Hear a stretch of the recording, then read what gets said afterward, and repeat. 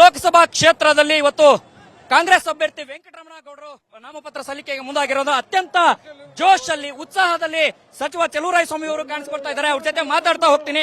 Sir, ಇವತ್ತು ಅತ್ಯಂತ ಉತ್ಸಾಹದಲ್ಲಿ ನಾಮಪತ್ರ ಸಲ್ಲಿಕೆ ಮಾಡಲಾಗ್ತಾ ಇದೆ. ಹೇಗಿದೆ ತಮ್ಮ ವಿಶ್ವಾಸ?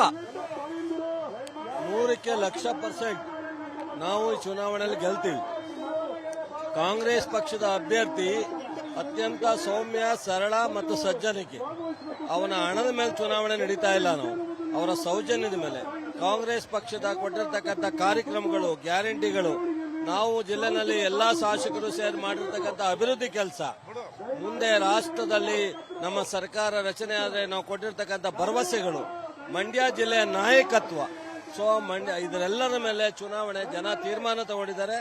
ಈ ಜಿಲ್ಲೆಯ ಜನ ಮಂಡ್ಯ ಜಿಲ್ಲೆಯ ಅಸ್ತಿತ್ವವನ್ನ ಮೊಟಕು ಮಾಡಲಿಕ್ಕೆ ಈ ಜಿಲ್ಲೆಯ ಜನ ಸಹಿಸಲ್ಲ.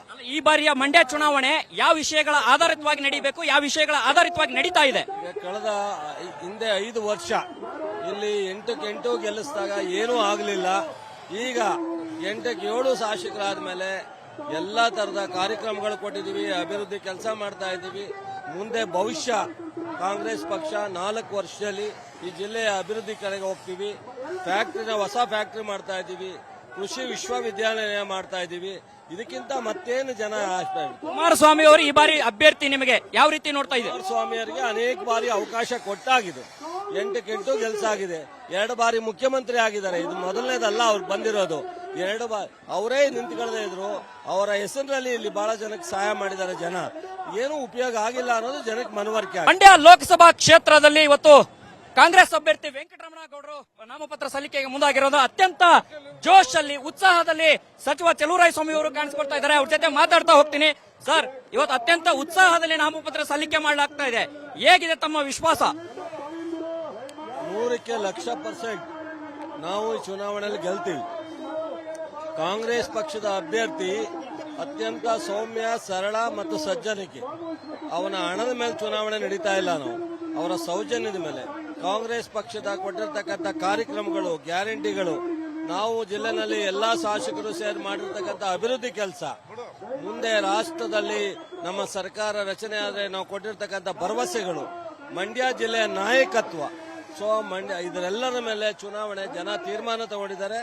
ಈ ಜಿಲ್ಲೆಯ ಜನ ಮಂಡ್ಯ ಜಿಲ್ಲೆಯ ಅಸ್ತಿತ್ವವನ್ನ ಮೊಟಕು ಮಾಡಲಿಕ್ಕೆ ಈ ಜಿಲ್ಲೆಯ ಜನ ಸಹಿಸಲ್ಲ. ಈ ಬಾರಿಯ ಮಂಡ್ಯ ಚುನಾವಣೆ ಯಾವ ವಿಷಯಗಳ ಆಧಾರಿತವಾಗಿ ನಡೀಬೇಕು, ಯಾವ ವಿಷಯಗಳ ಆಧಾರಿತವಾಗಿ ನಡೀತಾ ಇದೆ? ಕಳೆದ ಹಿಂದೆ 5 ವರ್ಷ ಇಲ್ಲಿ 8ಕ್ಕೆ 8 ಗೆಲ್ಲಿಸಿದಾಗ ಏನೂ ಆಗಲಿಲ್ಲ. ಈಗ 8ಕ್ಕೆ 7 ಶಾಸಕರಾದ ಮೇಲೆ ಎಲ್ಲಾ ತರದ ಕಾರ್ಯಕ್ರಮಗಳು ಕೊಟ್ಟಿದ್ದೀವಿ, ಅಭಿವೃದ್ಧಿ ಕೆಲಸ ಮಾಡ್ತಾ ಇದ್ದೀವಿ.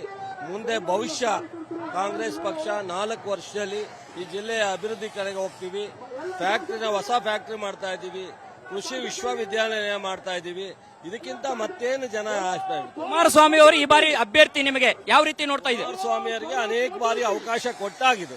8ಕ್ಕೆ 8 ಗೆಲ್ಸಾಗಿದೆ. 2 ಬಾರಿ ಮುಖ್ಯಮಂತ್ರಿ ಆಗಿದ್ದಾರೆ. ಇದು ಮೊದಲನೇದಲ್ಲ ಅವ್ರು ಬಂದಿರೋದು. 2 ಬಾರಿ ಅವರೇ ನಿಂತ್ಕೊಳ್ಳದೆ ಇದ್ರು.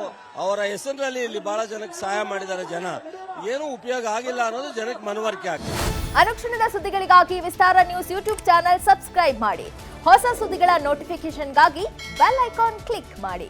ಲೇಟೆಸ್ಟ್ ಅಪ್ಡೇಟ್ಸ್ಗಾಗಿ www.vistaranews.com ವೆಬ್ಸೈಟ್ಗೆ ವಿಸಿಟ್ ಮಾಡಿ. ಅಂಗೈಯಲ್ಲೇ ಜಗತ್ತಿನ ಸುದ್ದಿ ತಿಳಿಯಲು ವಿಸ್ತಾರ ನ್ಯೂಸ್ ಕನ್ನಡ ಆಪ್ ಡೌನ್ಲೋಡ್ ಮಾಡಿ.